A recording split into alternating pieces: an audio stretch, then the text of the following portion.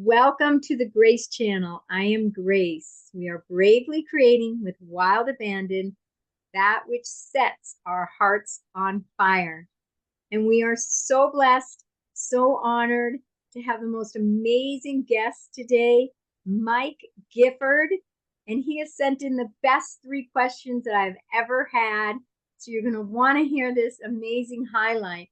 Mike Gifford, welcome. Welcome, Mike. How are you today? Thank you. And thank you for asking me.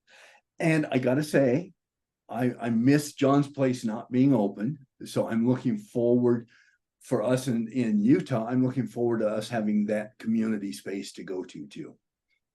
Thank you, Mike. Thank you, Mike. I appreciate that. I'm looking forward to it too. I am too. I appreciate that. We'll have some Grace on Fires live. Maybe you'll be our first guy live on Grace on Fire at John's place.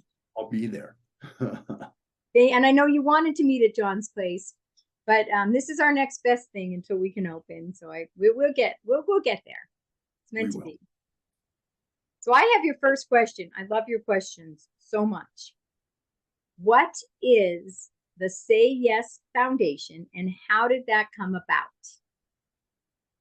So the Say Yes Foundation was my attempt to focus on what I want in life and to prompt others to do the same thing. I got into 12 steps for sexual addiction almost 40 years ago. Wow, I'm old. And I spent the first 2 years of that time going to meetings, kind of bowing my head in shame and saying, I'm Mike, I'm a sexaholic. That was good for me because 12 step allowed me to realize that even if I couldn't do it by myself, I could get sober, and that we talk about the higher power, that I had a higher power that I believe today is within me as well as outside, but that with that higher power's help, I could get sober. And so 2 years sober, I was very thrilled. I was finally everything I always told everyone I was. But I realized that I wanted something more than just sobriety. And so that's when my wife and I started focusing on, well, what is it that we want? If I'm still bowing my head in shame and saying, I'm Mike, I'm a sexaholic, what could I do that would raise my head in pride? And we went to a sexaholics retreat in Arizona, in Tucson, Arizona. And we were doing all this standard stuff there. And this has been my focus for a while. So I thought about it. I took a huge breath. And instead of lowering my head, I raised my hands and my face. I said, I'm a holy part of God. And I shook because that affirmation was, how dare I? And yet there was a part within me that said, that is exactly who not only you are, but who everyone is. And so we came home from that, and we were meeting with a couple friend of ours, and we came up with the idea that we need to focus on what we want, not what we don't want. So I actually came up with the 12 steps of love that use the 12 step, but again, it's about what acts of love have I done instead of, what acts of attrition, and so we focused on that. Let me just give your listeners a real quick example. My wife, when she would pray with the kids back then, went from saying, coaching them to say, and bless me that I don't have bad dreams, to saying, bless me that I will have good dreams. And so if I were to say to your audience, don't think about a red apple, I doubt there's anyone out there that didn't see a red apple. The brain doesn't understand don't or not, or it doesn't understand negative. What my brain heard was red apple. So the Say Yes Foundation, we started it in 1987, and the whole impetus was, instead of don't think about a red apple, think about a green apple. And when I say think about a green apple, you don't have to go to red to get to green. You can go straight there. So our focus has been since that time to focus on what we want. And I guess for some people, they would kind of call that, some 12-steppers don't like the idea of me walking away from my primary addiction and focusing on what I want. I know some 12-steppers that are 40 years sober and still need to be in the meeting. I need to be in a meeting where I can focus on who I truly am, not who I thought I was. I thought I was a sexaholic, and I had actions that matched that, but in reality, I'm a part of God. And that's what my focus is today. So that's what Say Yes is about. Wow, that you just said so much. And I love one of John's main channeling is it's on his main card, and it says you will always get more of what you focus on. And it's to focus on it. And I'm always getting deeper integrations of that. And we'll share more in the conversations about that. But to focus on a purpose, and this purpose of what you want, creating the Say Yes Foundation is so powerful. And if you are going to get sober, you're wanting to get sober so that you can make a difference in your life, and you can have a purpose, and you could be a positive influence in the world. And you want more than that. So I really acknowledge all of that. It's so powerful. And before we finish, I have your second question here. I love it. I love your second and third question. But could you tell us just a teeny bit more about what the Say Yes Foundation does for people, for the world, the community? So initially, our main function was bringing speakers to town that had the same message we did. Most of them were 12-step. Some were authors. We brought M. Scott Peck to town, the gentleman who wrote The Road Less Traveled. So we just bring people to town that reflected that same, what do we want in life? What can a positive life, a happy, joyful life look like? Today, we haven't brought speakers to town for quite a while. I'm working more on my writings. We've written our first of 3 books called When Love Hurts, A True Story of Abuse and Addiction. And that title may fit in with our second question as well.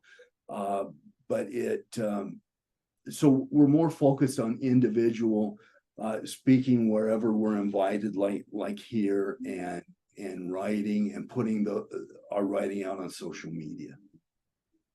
Wow, sharing positive messages. Exactly. Awesome. And I mean, with COVID, that's slowed everything down, and maybe there'll be a time where you'll be back to bringing, you're speaking yourself and bringing more people back into town. And there's always a time for everything. Yes. And but what you're doing now by sharing your own personal messages and writing your own book, focusing on that for right now. Yeah. Beautiful. Amazing. So are you ready for your second question? I'm ready. Okay, so I understand your personal mantra is love is my answer. Please explain that and tell us why that is important. Ooh, deep breath, Mike. So going back to my book, When Love Hurts, that book was about a conditional love that I grew up with, and that most of us grew up with. Even the best intending parents tend to say, don't do this. And, that they tell us sometimes more often what's wrong with us than what's right with us. So most of us grew up wounded and feeling like we're not okay. I grew up with that to a large extent. In fact, my governing belief from my teen years into mid-30s was, if you knew me the way I know me, you'd hate me the way I hate me. That was what I lived with, but I also believed that if you could just look good, it would be okay. So I put on this face. I was a Jekyll and Hyde. I was an active part of the Mormon church, and I especially loved working with the young kids, and I was trying to help them to not be what I saw myself as. So if you think about Jekyll and Hyde, there's this evil person and this wonderful person. I believe that that evil part of me, that sexaholic, was the true me, and that other persona was a facade that I put on so people didn't know the real me. I came to learn that those were both me and could be very nicely integrated, and that I could accept all of me. I did that through, I talk about three pillars: love, forgiveness, and gratitude. Mm. So I learned through this process that I went through 12-step and then through Say Yes, about self-love. One of my favorite authors in those days was Robert Schuller. He was a Presbyterian minister in California, and he was well known for the Crystal Cathedral. He wrote a book called Possibility Thinking. And partway through the book, he took a moment to reflect and said, I've had people, and he did. He created visions and made them happen. He was the first, the secret person that I knew. He created this abundance, this positive life. But he talked about people who read his book and couldn't manifest like he was. And he said, it finally dawned on me, the piece that I was missing was self-love. Mm-hmm. So I stopped reading Possibility Thinking right then and went and got self-love and read it. And that was the key that I was missing. And it was like, so if I can learn to love myself, then maybe I can manifest. Maybe I can be that person that I want to be. And as I started working on that, I realized that, let me share a real personal note. At 5, I and my younger brother were raped by a male babysitter. And I blamed my mom and dad for letting that happen because they brought in a babysitter we had never had. And I blamed Jamie for it as well. I was in a Course in Miracles study group, and we would always draw a card. And the card I drew one night was, you can be right or you can be happy. And I thought, that doesn't have anything to do with me. Next week, I drew a card, you can be right or you can be happy. The third week, when I drew this same card, at the end, we always do a meditation. And I have no idea what their meditation was. But my meditation was, I just tuned them out. My meditation was me in front of a prison cell with 2 men, my dad and my rapist, inside. And I was the guard, and I was justified, and they deserved it, da da da da da.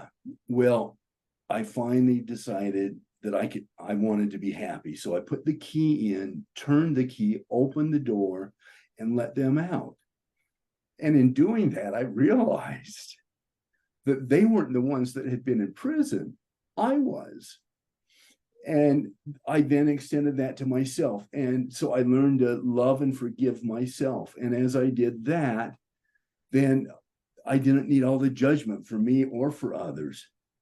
And then finally, I'm kind of unique. I've shared the rape lots of times, and I've had lots of people say, well, how can you be grateful for being raped? And what I explained to them is that all the experiences in my life have led to who I am today. And today I like who I am. So were it not for the rape, I wouldn't be all of who I am today. So love, first of yourself and then of others.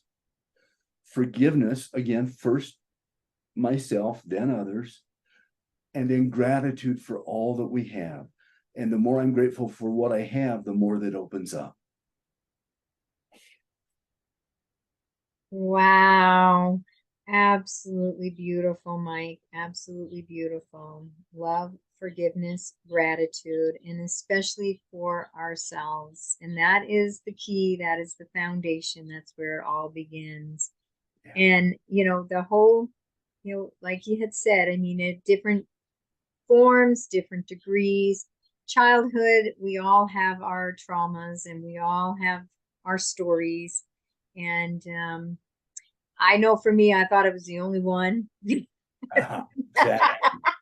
In my mind, our family was full of black sheep, and everyone else in the neighborhood had white picket fences around their houses. No one had problems, no one had issues, but my family was, a little dysfunctional. Yeah, So, and then as you grow older, you realize, we really all share such similar challenges and we're a lot stories. more alike than we're different. In 12 step, we talk about uniqueitis. And part of the reason I share as much as I do is because I'm looking for that man or that woman or that kid out there that think, God, I'm not like him. We spend our time judging our insides with their outsides. And so I share so that they know that they're not unique. And this kind of goes into the next question too, that if I can make it with my crazy thoughts, maybe they can too. Yeah, yeah, I love that. Let's get into your third question. I love this question. It's a beautiful question. What would you tell the addict who doesn't believe he or she can change, or the person contemplating suicide? And just backing up to what I just said, we're not unique. There's a lot more in common than we sometimes would like to believe. And bringing that out into the light takes the power away from it. So I would say to the addict, if you're trying to do it by yourself, it's going to be a problem. However, the first three steps of the 12 step are, one says, I can't. So admitting that you can't. Second one says there's someone that can, meaning our higher power. And then the third one is that I humbly ask for help.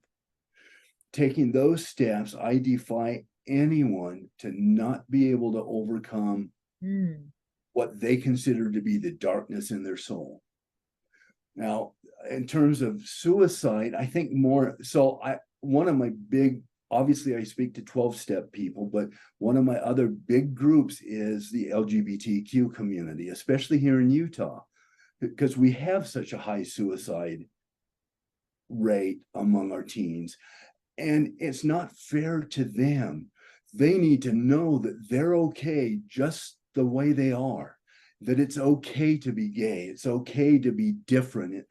It's okay to be weird like me. It's okay to be Good. who you are. God only made one of you, and God wouldn't have made you if there wasn't a purpose for you. So, in terms of suicide, reach out, tell someone how you're feeling. Let us share with you. I've been there.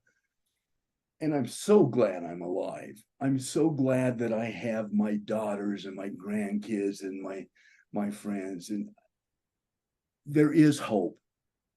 Those three uh, um, legs of the stool. I'll help you love yourself. I'll help you learn to forgive. And I'll help you to express gratitude. In fact, one of the things I suggest to everyone is that they keep a gratitude journal. And every night or every morning, just write a couple things that you're grateful for. And with those things, we don't have to have suicide, even if I'm very different than what my dad wanted me to be. And it took me years to be okay with that.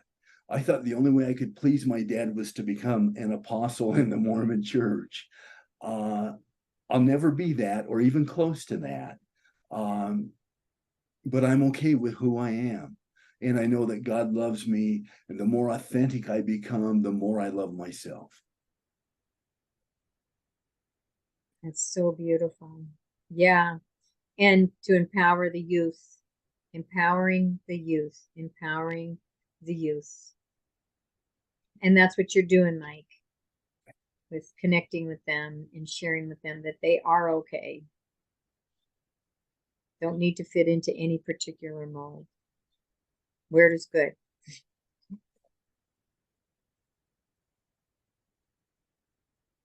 Any other final comments for your highlight, Mike?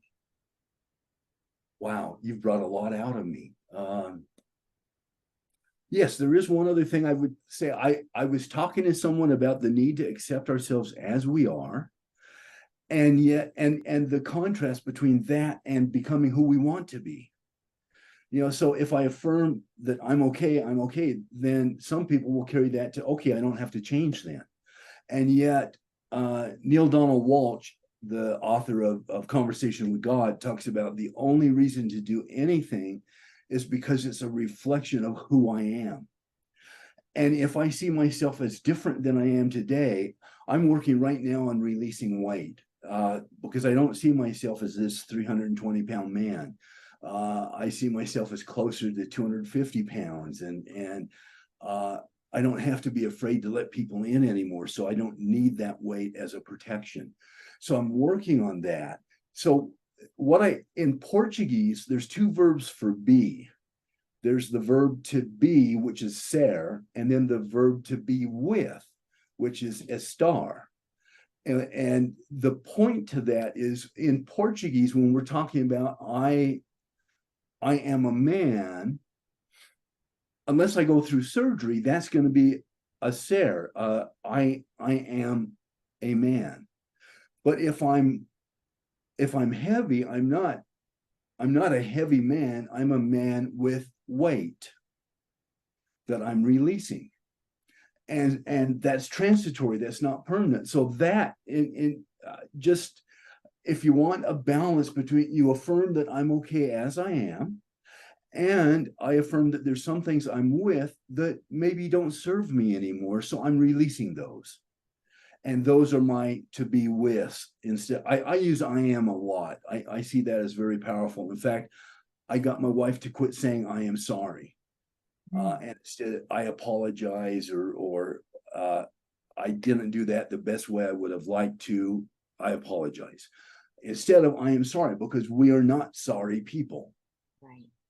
So I guess that's the gem I would leave that is important to me right now. Wow. Wow. Absolutely amazing, Mike. The wisdom. Thank you for sharing all this wisdom. Thank you for being on the planet, helping the youth, empowering the youth, creating this foundation that allows for your messages and other people's messages to be shared amongst the world, and all that you do, and especially the being you, being you. And I love that distinction you created at the end. And we have homeless dinners that we do through Center for Awakening nonprofit in One World. And one of the things we say is we are serving those who are experiencing homelessness. Perfect. So it's just like what you had said, we're not our weight. Yes, we are human. We are whatever sex we may be at this point in time, or we choose, but there are things above and beyond human that are changeable and that aren't what I am. I mean, ultimately, we're not even human, but Right. we're having a human experience, our infinite soul power, our awareness, whatever it is that is the eternal self, is having this beautiful human experience, and it is a sacred and blessed experience we have this opportunity to have.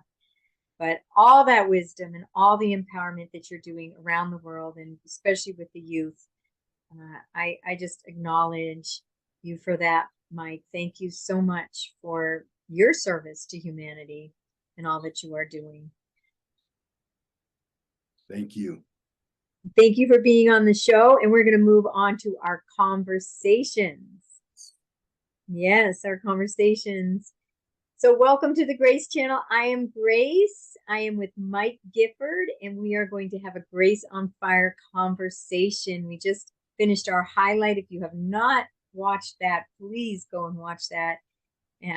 The wisdom that was shared is amazing. This man is full of wisdom, a spiritualist from a long time, been studying spiritual philosophies and traditions, and really putting the pound on the pavement and putting it.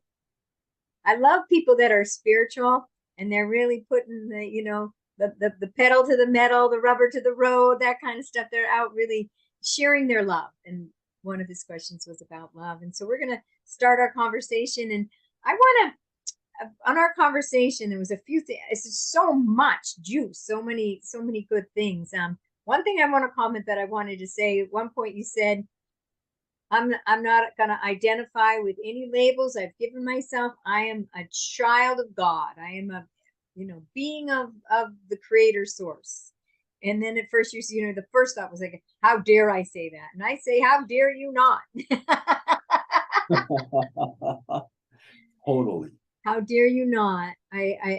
Creator source universe that is omnipresent, omnipotent. I believe, and it's just simply my belief, that we are all created by that one source, and we exist right now through his sustaining of our awareness, our presence, our being, our soul power, and that eternal self has had many experiences, and we're having a human experience right now in this lifetime, and we're able to share. And like you had said, you had moved from a 12-step program, and I want to touch on that, the sex addiction and everything that you had talked about, and then moved into, like, I'm identifying myself as a yes man. I'm identifying myself as someone who's more than that, who has a purpose, who's bringing good into the world. And so, and then the whole thing with your wife, it's like, we're not going to focus on don't have bad dreams. Let's focus on having good dreams.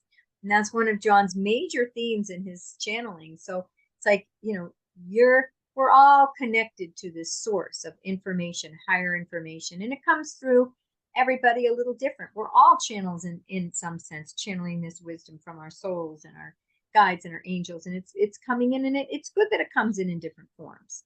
And the way that it's coming through for you is so powerful with your Yes Foundation, your books, with the teaching of for your children, of being positive, focusing on the positive rather than the negative. Yeah, and continuing that in your life, and all the ways it shows up.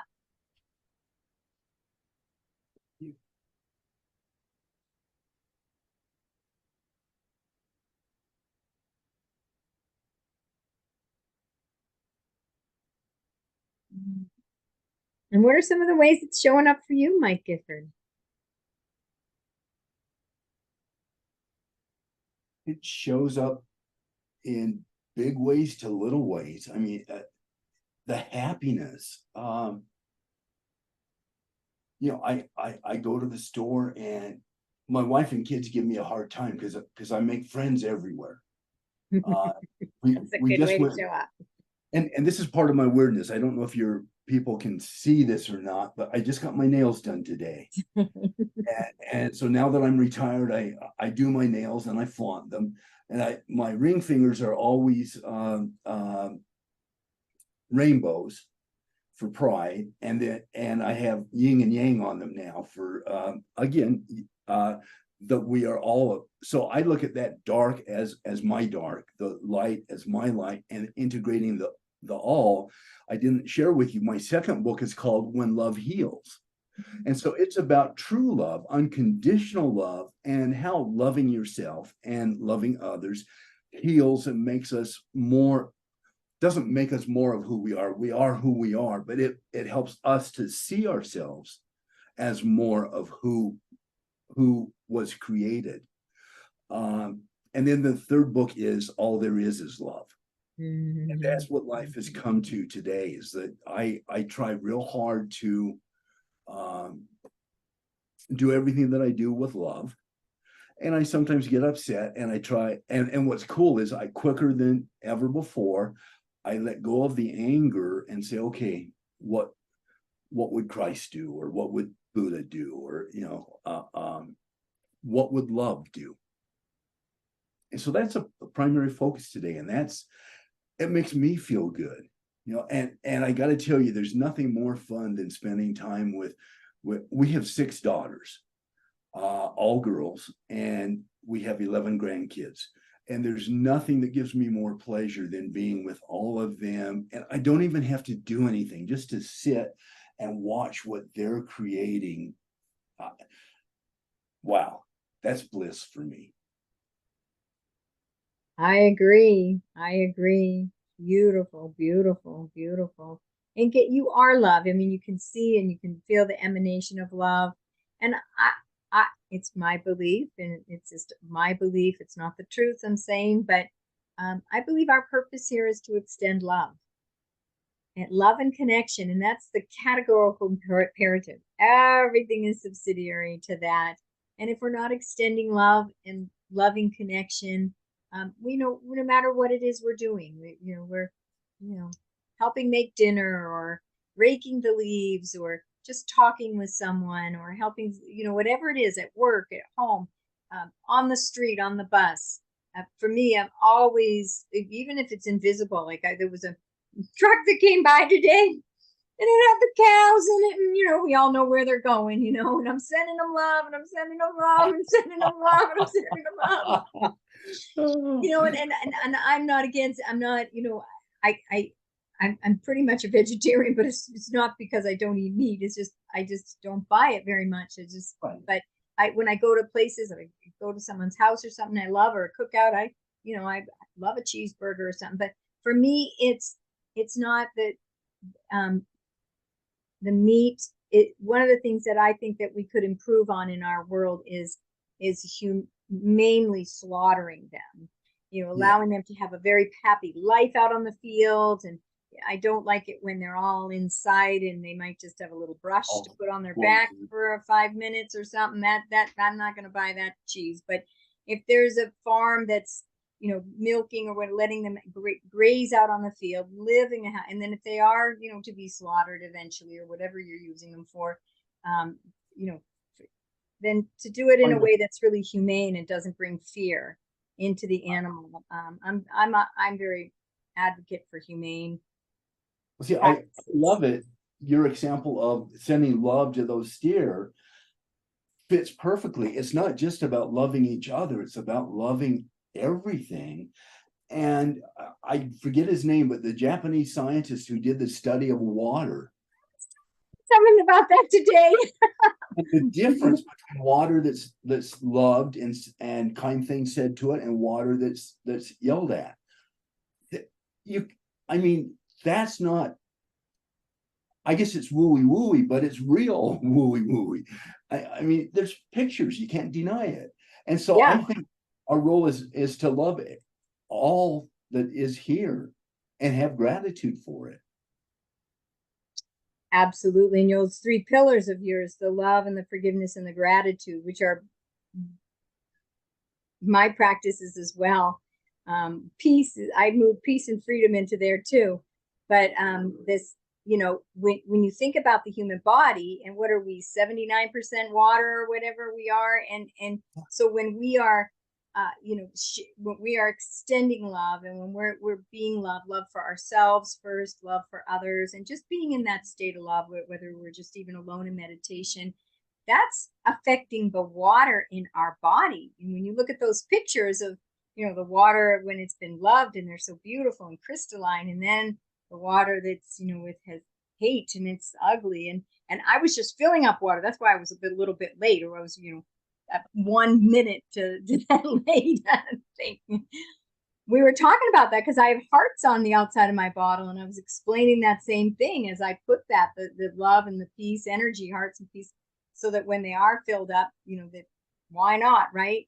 And so if we're expressing love and we feel that energy and vibration of love, it's affecting our body in a beautiful, positive way. Exactly. Well, if any of your listeners, I was going to say speak, that's not the right word, know American Sign Language, they'll appreciate this shirt. What does it mean? It says love. So there's four fingers, LOVE. Beautiful, beautiful. So I love my shirt. Yes, yes, yes. Yeah, and I love what you had said earlier. Is sometimes we get upset and we move out of that place of love and peace. I mean, I even the most centered, spiritual, grounded, balanced person I know never, doesn't ever, never move out of some sense of conflict, from the mildest irritation to even, outright rage or whatever, but or anything in between. And in those times, for me too, because my roots are in Course in Miracles as well. I started reading that in 1979, and it has been my, it's a constant. Every Wednesday I have a book club that I do that, but I have a lot of other things that I've studied, and mostly things that I've channeled. So I guess I'm a melting pot, as we all are. But the writer happy, I love that. And I love, one thing I use from Course in Miracles is when I do get a little, when I lose my peace from anything from, mildest, to more, I turn and I just instantly, and I've been doing it for so many years that now it's on automatic. And I call to the Holy Spirit, the holiest spirit that there could be. I don't know. Holy Spirit just seems like, it's very, to me, I don't exactly know what the Holy Spirit is, but I know that it's something higher than myself. It's that in Course in Miracles, you say that's that kind of bridge, that intermediary between you and God, where the right-mindedness. And so I'll call to the Holy Spirit, help me to see this differently. Choose for me for peace. Heal my mind. Because I know that everything on the outside that disturbs me is always a reflection of a part of my mind that's not healed. And I've been really focusing on healing because I've been working on a wound that I think I've had probably most of my life. And it's kind of a rejection. It's associated a lot with the males. And I'll notice, this, especially if I'm, having trouble with, or just after a breakup or something like that, this conversation comes in. And it's almost, we had talked about addiction earlier. Addiction, we don't realize that, we are gods in this body, and we're dealing with a mind and a brain that's a monkey mind, and we're dealing with human things. And addiction to distraction, I think, is the biggest thing. I think addiction to distraction is the underlying addiction to all addictions. When they're on the, watching the video games or whatever it is, we're distracted from what you had first said when you first got on your highlight. Now you're knowing that this journey is in. This God is in me. It's everywhere, omnipresent, omnipotent, but God is in. I totally agree with that, in that even like my sexual addiction, my sexual activity was a distraction so that I didn't think about how I was so unworthy. Alcohol is a distraction to not feel that we're not okay. So distraction is, I talk about addiction being a ice. What's that big thing that most of it is above the oh, right, like a glacier. Iceberg or glacier. Yeah. So here's this iceberg, and the top part of it is the physical addiction that I have, whatever it is. But what's underneath that, you just gave me the best word I've ever had, is the distraction from I'm not okay. And so again, there's more in common than not. I may have chosen a different distraction than you're choosing, but underneath it is that message that we need to focus on and embrace and release, that I'm not okay, so that we can have room for I am okay. I am a holy part of God. See, and now I can say that fairly easily. Yeah. Well, and that's where we want to help empower people, because and it all starts from empowering ourselves. We have to empower ourselves first.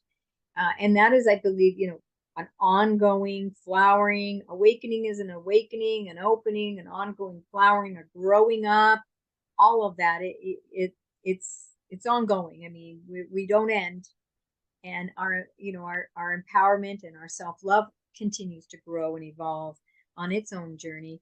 And once we're at a state where we feel pretty deep in our empowerment, and less distracted, that's where we start to share help for other people, because we all have that common, and it's underground, and it kind of takes that shame away. If it's like we're all distracted, and I think distracted from maybe our sense of unworthiness, but distracted from this self, we're distracted away from this divine self inside. I mean, this self inside of us, we don't spend a lot of time alone, fully present, still, and silent with, because we start to get close and we get distracted. We start to get close, we get distracted. But this is in here is this, and there's so many names, the inner self, the inner child, the Atman, the inner divine, this soul, this presence that is animating through our body is a living being. And we really don't spend much time with it. We're distracted away from it very often. And this is our power. Our power isn't out there. Gaining approval from others, we're taught to do that. We're taught to look good, all of this, be right, look, all of this stuff, but it all distracts us. All this conditioning distracts us from where the true source of every being is within them. The true source of all your power is within you. You take yourself with you. And I'm going to give you a short example. Remember in high school, I put this in one of my books, a new kid came to town, hardly made any friends, really shy. And I had this belief, new kids, it's hard to be a new kid. It's hard to make new friends. It's hard to because I was one of those empathetic, try. Then another new friend came and crushed that completely.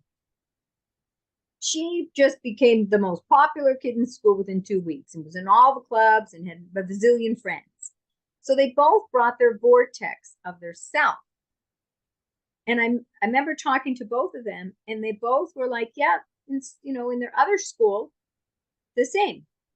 He just had, but they're different. The first one, he was a quieter kid, and he played guitar, and he liked just to have a few close friends. That's what he preferred. He wasn't a social butterfly. The other brought her vortex, her soul power, her soul presence. She was a social butterfly. We bring our vortex with us. I noticed with rentals, you look at within 1 week, you can see on the outside of their door, their vortex. I love it. Now, I'm not sure how long you go, but may I ask, as excited as I was to come on and talk, I'm also super excited to hear you channel John. Oh, thank you, Mike. I appreciate the support. I do. So I think we're ready for that. Any last words on our conversation? I just want people to know that love is worth it. And it's worth not being distracted. That what you've said is every bit as powerful as what I've shared. We're a good team. We've shared together, because it's love that we're distracted from, because our true essence is love. Yeah. That inner self, that Atman is pure love. The divine source, creator, universe is pure love. All is made of pure love. And when we're distracted from ourselves, we're distracted from love. Yeah. All right, so we are going to move into the messages for humanity. I am Grace. We're with Mike Gifford. We've been highlighting Mike and having a wonderful conversation, real huge focus on love and empowerment and serving others, and moving into self-love first as the key to everything, really, truly. And so now I'm going to share a little message from my beloved son, see what is right there for him to share with me and for you and for all of us through me. for you.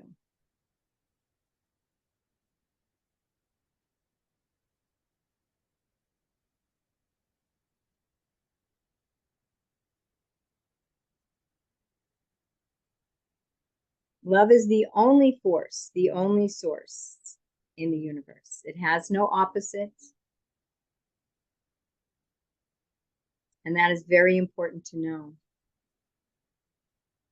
And beings like Mike and others that share the love through their heart, that is how the love of the real world and heaven and eternity shines into this dimension, in this world, through the hearts of human beings that have opened to love, who've gone through the journey, who have gone through the process of forgiving themselves and forgiving others.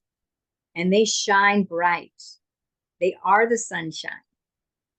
And by being the sunshine and by shining bright, like our beautiful friend here, Mike Gifford, we are able to bring that light and that love into this world.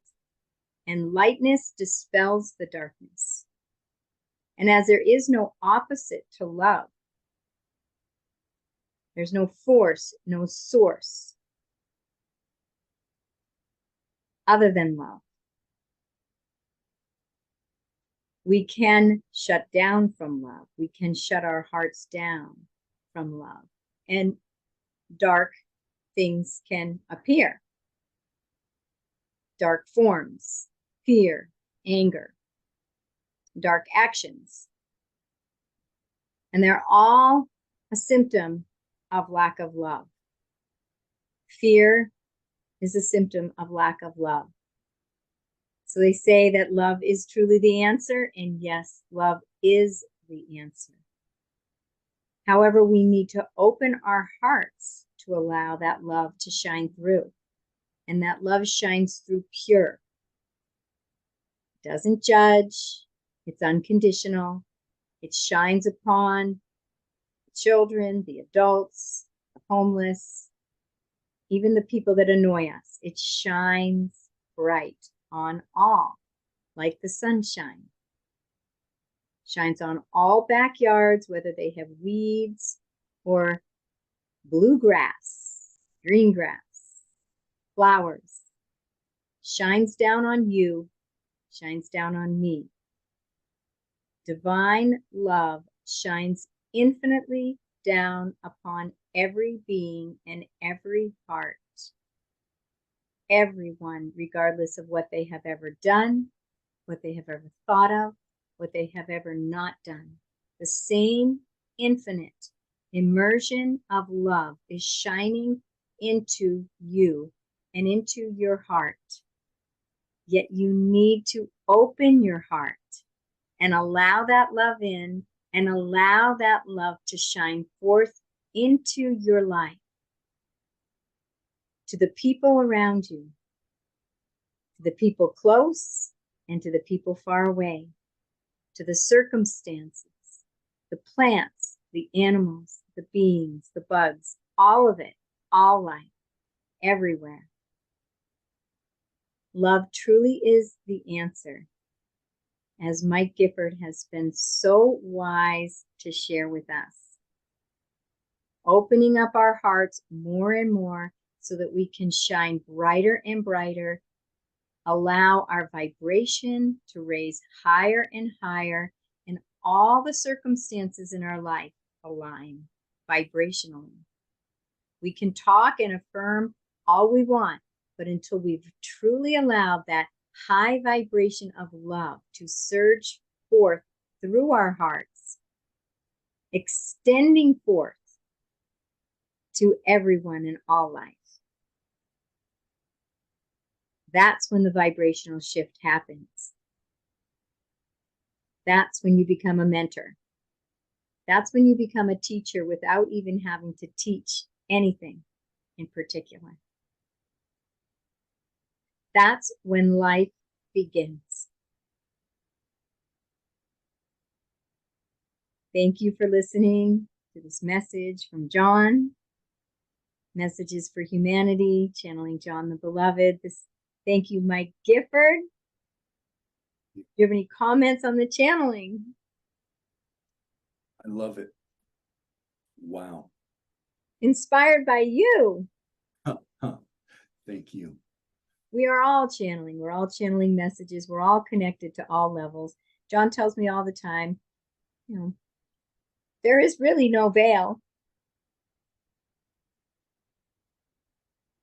We're all one. And we're all extensions of God. The God of our understanding, whatever name we decide to choose, that source creator of the universe. We're all the same. God energy shines through all of us and sustains us all. We're all unified. We have unique soul tendencies because of unique soul experiences, yet we are the same. The sun is shining. Each ray is made of the likeness of the sun, of the divine. No greater work on the planet than simply to extend and be love. Love for ourselves, the divine, our brothers and sisters. And sometimes most especially those that are the very closest to us.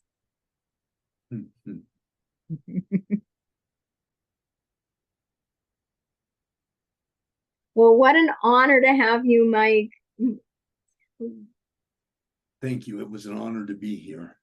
Yeah, I'd love to have you back again. We'll do that when you open John's, right? In person. I look forward to it. All right. Thank you so much, Mike. So blessed to have you, not only on our show, but I'm so blessed to have you in this world. And likewise. Thank you. Thank you. Thank you for joining us for Grace on Fire. I am Grace, wishing you a most beautiful and most blessed day. Namaste.